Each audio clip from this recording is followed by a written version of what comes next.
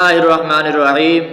آج اس بات کو واضح کریں گے کہ خمینی انقلاب جس کے بارے میں بار بار بات ہو رہی ہے، اور وہ خمینی انقلاب کیا تھا اور اس انقلاب میں کیا ہوا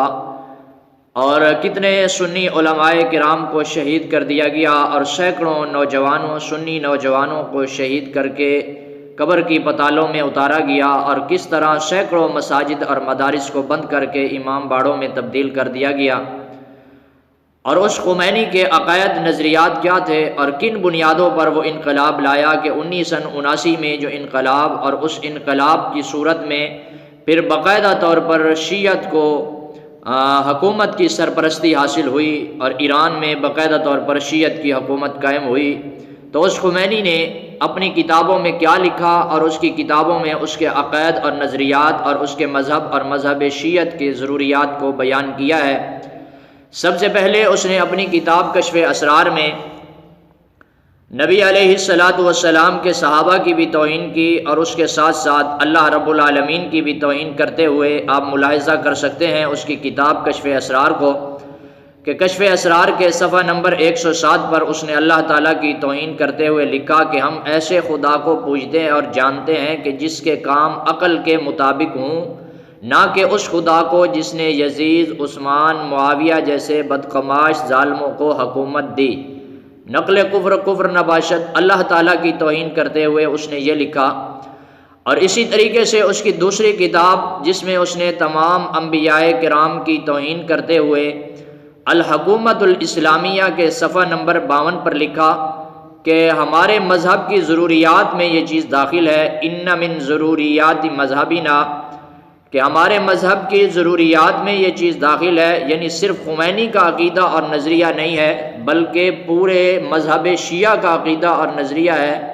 کہ ہمارے 12 امام اور ان اماموں تک کوئی، ان کے شان تک کوئی فرشتہ اور ملک مقرب اور کوئی نبی مرسل بھی نہیں پہنچ سکتا۔ الحکومت الاسلامیہ کے صفحہ نمبر 52 پر اس نے لکھا ہے کہ کوئی نبی، کوئی رسول ہمارے اماموں کے مقام تک نہیں پہنچ سکتا کہ ہمارے امام انبیاء سے بھی افضل ہیں۔ اسی طریقے سے اس نے اپنی تیسری کتاب مصباح الہدایہ الی الخلافۃ والولایہ اس کے صفحہ نمبر 163 پر لکھا، نبی علیہ السلام کی توہین کرتے ہوئے کہا کہ اگر حضرت علی نبی علیہ السلام سے پہلے آتے تو شریعت کو ظاہر کرتے جیسے نبی علیہ السلام نے کیا، وَلَكَانَ نَبِيًّا مُرْسَلًا، اور حضرت علی نبی ہوتے اور رسول ہوتے۔ اور یہ کیوں ہوتا؟ اور اس کی وجہ بیان کرتے ہوئے یہ خمینی اپنی کتاب میں لکھتا ہے، وَذَلِكَ لِاتِّحَادِهِمَا فِي الرُّحَانِيَّةِ وَالْمَقَامَاتِ الْمَعْنَوِيَّةِ وَالظَّاهِرِيَّةِ، کہ حضرت علی اور نبی علیہ السلام روحانی اور معنوی اور ظاہری مقامات میں برابر ہیں، لِاتِّحَادِهِمَا، ان دونوں کا مرتبہ اور مقام برابر ہے۔ تو اس وجہ سے حضرت علی اگر نبی علیہ السلام سے پہلے آتے تو وہ نبی اور رسول ہوتے اور شریعت کو وہ ظاہر کرتے، نعوذ باللہ من ذالک۔ اور اسی طریقے سے یہ اپنی کتاب کشف اسرار میں صحابہ کرام کی توہین کرتے ہوئے حضرت ابو بکر، حضرت عمر رضی اللہ عنہ کو کافر، مرتد اور زندیق کہتا ہے، نعوذ باللہ من ذالک۔ اور اسی طرح یہ تمام انبیاء کرام کو ناکام کہتا ہے، اور اپنی کتاب اتحاد و یکجہتی خمینی کی نظر میں اس کے صفحہ نمبر 15 پر لکھتا ہے کہ جو نبی بھی آئے وہ انصاف کے نفاذ کے لیے آئے، ان کا مقصد بھی یہی تھا کہ تمام دنیا میں انصاف کا نفاذ کریں، لیکن وہ کامیاب نہ ہوئے، یہاں تک کہ ختم المرسلین جو انسانوں کی اصلاح کے لیے آئے تھے اور انصاف کا نفاذ کرنے کے لیے آئے تھے، انسان کی تربیت کے لیے آئے تھے، لیکن وہ اپنے زمانے میں کامیاب نہیں ہوئے۔ نقل کفر نباشد،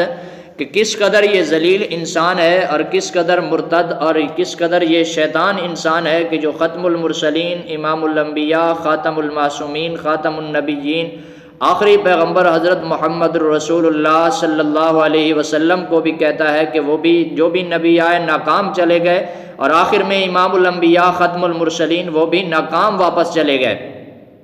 تو کس قدر یہ مرتد اور کس قدر زندیق اور کس قدر یہ کافر شخص ہے۔ اور اسی طرح صحابہ کرام کی توہین کرتے ہوئے حضرت ابو بکر، حضرت عمر، حضرت عثمان کے بارے میں کشف اسرار میں نقل کرتا ہے۔ تو ان عبارات سے اور اس کی کتابوں سے دیکھا جا سکتا ہے۔ اور اسی طرح اپنے آخری وصیت نامے میں نقل کرتے ہوئے لکھتا ہے کہ ہماری ایرانی قوم اصحاب پیغمبر سے افضل ہے۔ اور موجودہ دور کا خامنائی، اس خامنائی نے بھی اس خمینی کی تائید کرتے ہوئے ایک بیان دیا تھا کہ خمینی کا وصیت نامہ درست ہے۔ تو یہ جو اس نے بیان کیے یہ شیعہ مذہب کے عقائد اور نظریات کو بیان کیا ہے۔ تو ہر آدمی فیصلہ کر سکتا ہے کہ اسلام کیا ہے اور کفر کیا ہے، اور اگر وہ انقلاب خمینی انقلاب اور یہ عقائد اگر اسلام ہے تو پھر دنیا میں کوئی بھی کفر نہیں ہے، پھر دنیا میں تو کفر کا نام ہی ختم ہو گیا ہے۔ اگر ان کو اسلام مانا جائے اور اس انقلاب کو اگر اسلامی انقلاب کہا جائے اور اس خمینی کو اگر مسلمان مانا جائے جس کے یہ عقائد ہیں کہ ختم المرسلین پیغمبر بھی آخر میں آئے اور ناکام واپس چلے گئے،